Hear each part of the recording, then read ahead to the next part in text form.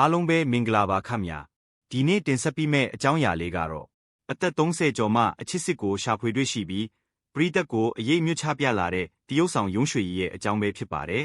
ပရိသတ်တွေရဲ့အချစ်တော်မင်းသမီးကျော်လေးရုံးရွှေကြီးကတော့အသက်30ကျော်ရွယ်ရင့်ကျက်တဲ့အချိန်မှာဘဝလက်တွဲဖော်အချစ်စစ်ကိုရှာဖွေတွေ့ရှိသွားခဲ့ပြီဖြစ်ပါတယ်အမြဲတမ်းအေးအေးချမ်းချမ်းနဲ့ပရိသတ်အချစ်ကိုရရှိထားတဲ့သူမကအခုရက်ပိုင်းမှာတော့သူမရဲ့အချစ်ရေးနဲ့ပတ်သက်ပြီးထုံခေပုံခဲ့ကြပေါ်မှာအရေးမြလေးတွေစတင်ချပြလာတာကြောင့်ပရိသတ်တွေကြားရင်ခုန်စိတ်လှုပ်ရှားစရာဖြစ်နေရပါတယ်။သူမတင်လိုက်တဲ့ပုံရိပ်လေးတွေနဲ့အရေးသားတွေရဲ့မှာအချစ်ရေးနဲ့ပတ်သက်တဲ့အရေးအယောင်လေးတွေပါဝင်နေတာမို့ follower တွေနဲ့ပရိသတ်တွေကလည်းရိပ်မိနေကြပြီးဆနောက်ပြီးဂုံပြူစကားတွေဆိုနေကြတာပါ။ကာယကံရှင်စီက